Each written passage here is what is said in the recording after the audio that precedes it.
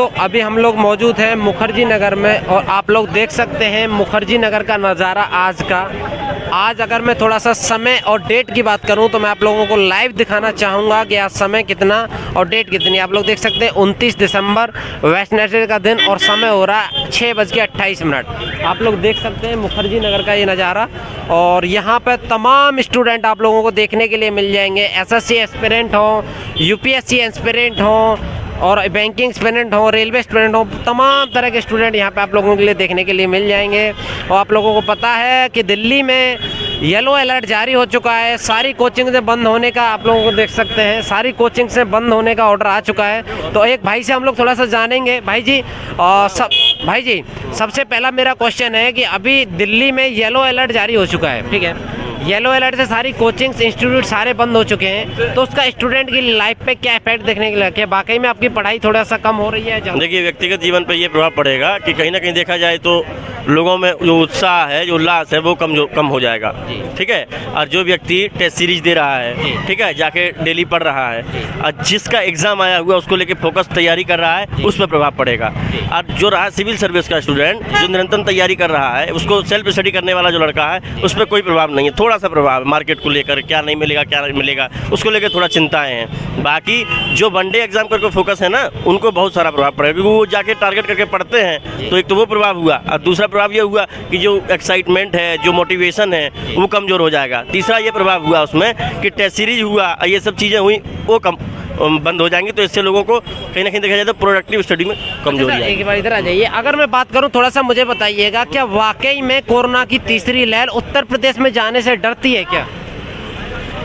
कि भाई कोरोना की तीसरी लहर इसमें है वो उत्तर प्रदेश में नहीं जाएगी। निर्भर करता है कि कैसी रिपोर्ट निकल के आती है और कौन सी रिपोर्ट किसके पास पहुंचती है और मीडिया उसको किस प्रकार प्रसारित करती है, इसके ऊपर डिपेंड करता है। अब व्यवहारिक हालात क्या है ये तो वहीं जाके पता चलेगा ना। क्योंकि सर उत्तर प्रदेश में आपने देखा होगा कल भी, परसों भी, उससे अगले दिन लाखों की भीड़ है जो कि प्रचार प्रसार में, अब तमाम पार्टियों के अपने प्रचार प्रसार हैं। आप लोगों को पता 2022 में चुनाव है, इसमें तो उसमें इलाहाबाद हाई कोर्ट ने उनको अर्जी लगाई है यहाँ पे सुप्रीम कोर्ट के लिए। माननीय मोदी जी से बोला गया है कि आप इस चीज़ को अगर पोस्टपोन कर दें और इसके लिए चिंता अगर व्यक्त करें तो ज़्यादा बेटर रहेगा। बाकी पार्टियां तो अपना काम करेंगी, उनका तो अपना काम ही है, उनका तो एजेंडा ही है भाई, उनका उद्देश्य ही इलेक्शन जीतना है तो करना ही है वो। तो बाकी चाहे कोविड कैसा भी होना, जब ऐसा हो चुका है तो अब तो चर्चा करना ही बेकार है कि क्या है क्या नहीं। जब इलेक्शन कोविड में ही कराए जा चुके हैं, वेस्ट बंगाल है ना, वेस्ट बंगाल ले लीजिए, कोई भी ले लीजिए, तो फिर इस बात पर चर्चा करना ही बेकार है कि ये क्यों कर रहे हैं, क्यों नहीं कर रहे हैं। वो कितनी नैतिकता रखते हैं, क्या नहीं रखते हैं, वो तो अपना उनका व्यक्तिगत मामला है। लेकिन हमको तो यही पता चल रहा है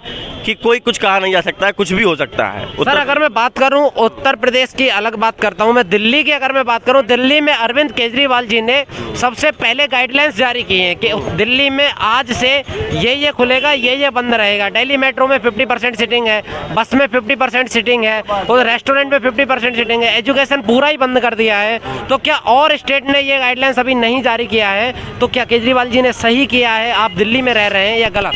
एकदम सही किया है। तो इस तरीके से सही किया है कि कोई समस्या आने से पहले अगर चिंताएं व्यक्त कर दी जाएँ तो ये समझदार आदमी की पहचान है। 2 करोड़ की जनता है, यहाँ पे इतने लोग रहते हैं, अगर पहले से मैनेजमेंट नहीं होगा तो बाद में वही हालत हो जाएंगे, ना तो ऑक्सीजन पहुँचेगा और ना अस्पताल में वहाँ रुआ राट पड़ेंगे। समझ रहे हैं कि नहीं? तो वो सही किए हैं वो लोग। दूसरी बात ये है कि और ना ही हमें गंगा जी में लाश तैरती हुई दिखेंगी। बस तो इसको बोलते हैं मैनेजमेंट। तो ये मैनेजमेंट है, उन्होंने बहुत अच्छा काम किया है कि अगर वो चिंताएं व्यक्त की हैं। मैं तो चाहता हूँ कि लॉकडाउन बढ़े, उसको मैनेज किया जाए, वो सबसे बेटर काम है। अगर सर मैं थोड़ा सा बात करूं, आपने पढ़ते होंगे, न्यूज में सुना होगा, इस बार का जो वेरिएंट है कितना घातक है, थोड़ा सा आप 2 बातों में बता पाएं। वेरिएंट ओमिक्रॉन जो है ना, वो इसलिए घातक है क्योंकि इसमें इसका जो स्प्रेडिंग पावर है उससे भी ज़्यादा है। अच्छा। बहुत जल्दी फैलता है ये, पहली बात तो ये है, और जल्दी स्थिति को ख़राब करता है। दूसरी 2 कारण होगा कि नहीं होगा, तो ये इसलिए मैनेजमेंट पहले से ही लगा हुआ है। तो ये बेटर है, जो चिंताएं व्यक्त की हैं या जो निर्णय लिए गए हैं वो सबसे बेस्ट है। समझ रहे हैं? इधर आ जाइए। अगर सर मैं थोड़ा सा बात करूं, स्टूडेंट की लाइफ पे क्या इफेक्ट देखने के लिए मिलेगा? क्या जो ग्रामीण क्षेत्र के स्टूडेंट हैं, शहर के स्टूडेंट हैं, अभी यहाँ से दिल्ली, देखिए बेरोजगारी पहले से बनी हुई है, भुखमरी है, ये है, ठीक है, कहीं कोई रोजगार है नहीं है। आज जितने कारखाने हैं, जितनी भी यहाँ पे देखा जाए तो व्यवस्था है, वो सब बंद हो जाएगी। जो लोग पढ़ने के लिए आए थे टारगेट करके पेपर को, उनको तो नौकरी मिलने से रही, उधर प्राइवेट भी नहीं मिलेगी, इधर गवर्नमेंट की आस लगाए बैठते वो भी नहीं मिलेगा, तो उनको वो बेचारे तो ऐसे ही परेशान है कि मिलेगा तो मिलेगा क्या। सिविल सर्विस वालों को ये सब चीज़ों को लेकर इतनी ज़्यादा परेशानी नहीं है, क्योंकि वो तो साल में एक बार आता ही है, थोड़ा बहुत आगे बढ़ जाएगा तो क्या दिक्कत है। आज जो एग्ज़ाम बनने वाला था, SI वाला था, या प्रदेश वाला पुलिस का है, या GD वाला हो गया, जितना भी है ना, इन लोगों को परेशानी नहीं, क्योंकि उनको उम्मीद थी कि हम 2 महीने में कुछ ना कुछ हो जाएंगे, लेकिन वो नहीं हो पाएंगे ना, तो उन लोगों को परेशानी ज़्यादा है। अब प्राइवेट में बंद सब रहेगा ही, तो कहाँ जाएंगे वो लोग।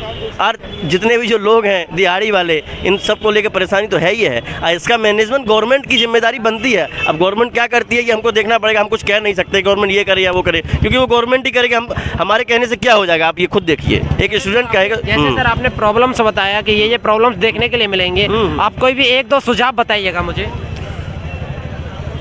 ये महामारी जो होती है डिजास्टर, इसमें सुझाव ज़्यादा काम नहीं करते हैं, इसमें गवर्नमेंट के द्वारा लिए गए निर्णय ही काम करेंगे। जैसे कि सेल्फ प्री जो डिसीजन जो आया हुआ है इनका, तो ऐसा डिसीजन। दूसरा, जितना भी जो हॉस्पिटलाइजेशन है उसको मैनेज किया जाए, ठीक है, केस न बने इसके लिए मास्क को कहीं ना कहीं देखा जाए, तो ये मास्क हुआ, जो जनरल प्रिकॉशंस हैं उनको अलॉट किया जाए, यही है। और सब लोग जागरूक रहें, यही सबसे बेटर है। सर अगर मैं बात करूँ, थोड़ा सा मुझे बताइएगा कि जैसे अभी कोविड की तीसरी लहर आई है, क्या इसके बाद में भी कोई लहर आने के चांसेस हैं? आप अच्छा खासा नॉलेज है आपको, बताइएगा। ये हालांकि मैं तो ह्यूमैनिटी वाला स्टूडेंट हूँ। केजरीवाल एक मिनट, केजरीवाल जी ये कह रहे हैं हमको कोरोना के साथ में जीना सीखना पड़ेगा। तो ये केजरीवाल नहीं कह रहा है, ये बड़े बड़े जितने भी जो मेडिकल जो अधिकारी हैं या मेडिकल जो ऑफिसर हैं, वो इस बात को 2 साल पहले ही बोल दिए थे। या जो अब उठा लीजिए इसराइल के जो भी वहाँ के वो वैज्ञानिक हैं या वैज्ञानिक हैं, जो साइंटिस्ट हैं, जो स्प्रेडिंग बैक्टीरियल जो डिपार्टमेंट के जो साइंटिस्ट हैं, उन्होंने पहले ये बोल दिया था कि हमको कोविड के साथ जीने का तरीका हमको आना चाहिए, और नहीं आता है तो सीखना है हमको। और सीखना है, यही एक जागरूक व्यक्ति की पहचान है, समझदार व्यक्ति की, उसको ये जीवन जीना सीख लेना चाहिए, क्योंकि इसमें कुछ कहा नहीं जा सकता है, कुछ क्लियर नहीं है, समझ रहे हैं ना आप। ये क्लियर नहीं है कि अगली बार आएगा कि नहीं आएगा। अभी तो लग रहा था कि नहीं आएगा, अब फिर वैसी स्थिति हो रही है, फिर वही सब क्या नाम है चालू हो गया, ये कैसे रेस्ट्रिक्शन चालू हो गया, प्रतिबंध होने लग गया। तो वही मैं बोल रहा हूँ ना कि कुछ कहा नहीं जा सकता है। अगर सर मैं बात करूं, मुझे बताइएगा क्या स्टूडेंटों को, आपका मानना क्या दिल्ली से घर की तरफ रवाना हो लेना चाहिए, या फिर अभी और दिल्ली में रहकर वेट करना चाहिए ऑफलाइन कोचिंग खुलने का? जितने भी नए जो स्टूडेंट हैं वो सब अपने घर जा सकते हैं, क्योंकि उनका सिलेबस चालू हुआ है और ऑनलाइन वो चल रहा है, ऑनलाइन जाके वो घर पे पढ़ सकते हैं। और जो यहाँ पे बहुत पहले से रह रहे हैं तो उनको तो आदत भी लग गई है, और वो जानते भी हैं रहना उस तरीके से, तो वो यहाँ पे रह के पढ़ सकते हैं। और स्टूडेंट जो लोग हैं नए जो आए हुए हैं, जिनका कोर्स अभी चालू होने वाला है, वो घर जाके पढ़ सकते हैं, ठीक है।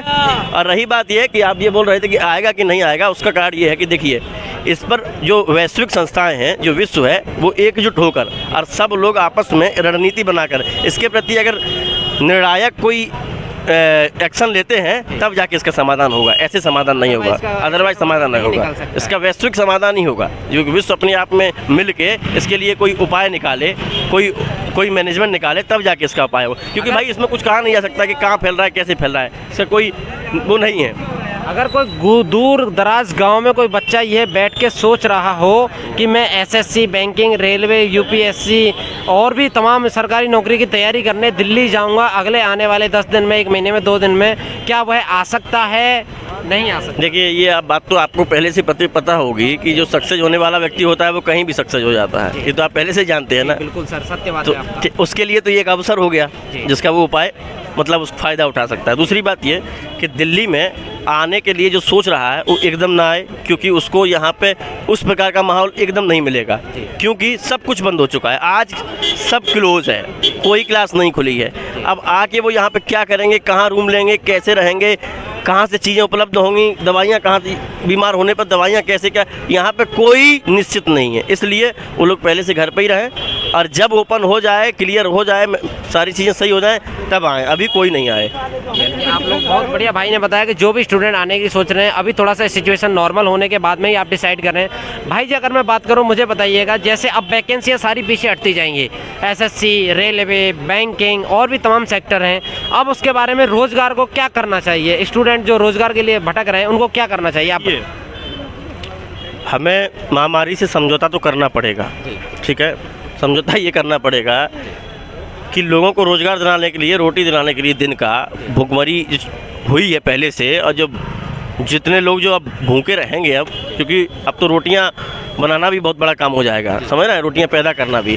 तो प्रिकॉशंस के तहत, नियम कानूनों के तहत, सारी चीज़ों को मैनेजमेंट के तहत खोला जाए, थोड़ा थोड़ा ओपन किया जाए, हाफ कैपेसिटी के तहत, समझ रहे हैं ना, 50% कैपेसिटी के तहत सारी चीज़ों को मैनेज किया जाए। और जिन लोगों को रोज़गार की दिक्कत है उनको कहीं ना कहीं कैसे भी करके व्यवस्था की जाए कि उनको दिहाड़ी मजदूरी कम से कम मिलती रहे। जो दिहाड़ी वाले हैं उनको नुकसान ज़्यादा है, जो पिछड़ा वर्ग है, जो अंतिम व्यक्ति है ना, उसको दिक्कत ज़्यादा है। जिसके पास मीडियम क्लास का जो व्यक्ति है उसको दिक्कत नहीं, उसके पास घर भी है, सारी चीज़ें हैं। और जो दिहाड़ी वाला है उसको दिक्कत ज़्यादा है, जो डेली वाला है उसको दिक्कत, कहाँ जाएगा वो और क्या करेगा वो। तो उसके लिए यही है कि उसके लिए सरकार सोचे और कोई ना कोई निर्णय, कोई ना कोई नियम, कोई ना कोई उपाय उसके लिए करे। और उपाय यही रहेगा उसके लिए कि हाफ कैपेसिटी के तहत सारे जो कारखाने हैं, जो फैक्ट्री हैं, या सारी व्यवस्था है, उसको चलाया जाए। बहुत बढ़िया सर, ठीक है, बहुत बहुत धन्यवाद सर, आपसे बात करके हमको अच्छा लगा। एक स्टूडेंट का ये सुझाव था जिनसे हमने बात की थी, उन्होंने ये बोला था कि जिस तरह से अरविंद केजरीवाल जी ऑटो वालों को 5,000 रुपये, किसी को 2,000 रुपये, किसी को 3,000 रुपये आर्थिक मदद दे रहे हैं, उसी प्रकार से अरविंद केजरीवाल जी स्टूडेंट के प्रति भी कुछ सोच सकते हैं, कुछ मदद दे सकते हैं जो दूर दराज स्टेटों से बच्चे आए हुए हैं।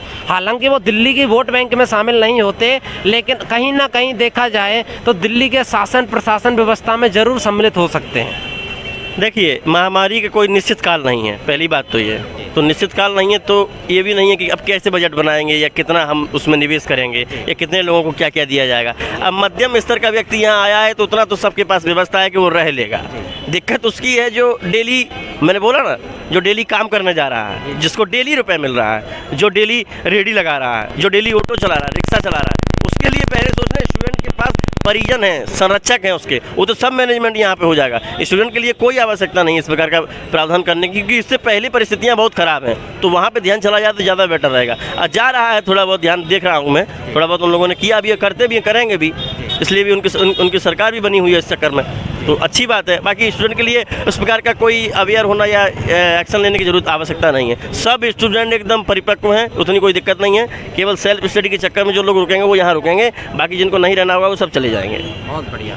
तो आप लोग देख सकते हैं, बड़े भाई ने हमें बहुत सारी चीज़ें अच्छे से समझाई हैं कि आप सिर्फ सावधानी बरतें, बाकी जो भी है गवर्नमेंट अपना डिसीजन लेती रहेगी, क्या उसको करना है क्या उसको नहीं करना, गवर्नमेंट की चीज़ों में इंटरफेयर नहीं कर सकते। बट इसी चीज़ का विशेषकर ध्यान रखना है आप लोगों को कि आप लोग मैं बता दूं आप लोगों को इसी चीज़ का विशेषकर ध्यान रखना है कि आप लोग अगर दिल्ली में हैं तो सावधानी से रहें, कोई कैसी भी दिक्कत नहीं है। अगर मैं थोड़ा सा बात करूं आप लोगों के, जैसे कि आप रोज़गार की बात कर रहे हैं, रोज़गार में जो भी वैकेंसी आई हुई है अभी थोड़ा सा वहीं पर स्टॉप किया जाएगा उनको। आने वाले समय में जैसे ही सिचुएशन नॉर्मल होती है तो उसके बाद में उनको दोबारा से वहीं से कंटिन्यू किया जाएगा, चाहे किसी का फिजिकल रुका हुआ है, किसी का मेडिकल रुका हुआ है, किसी का रिटन एग्जाम रुका हुआ है, तो उन सारी चीज़ों को लेके। और भाई ने एक दो चीज़ें मेरे को बहुत यूनिक बताई और बहुत अच्छी बताई, थोड़ा सा मैं उनको अच्छे से एक्सप्लेन करना चाहूँगा। जैसा कि सर ने मुझे अभी बोला था कि आपको किसी और स्टेट से क्या मतलब है, आप जहाँ रह रहे हैं आप उसको देखिएगा। उत्तर प्रदेश में कोरोना है नहीं है वो तो उन लोगों का काम है जो लोग सर्वे करते हैं। आने वाले समय में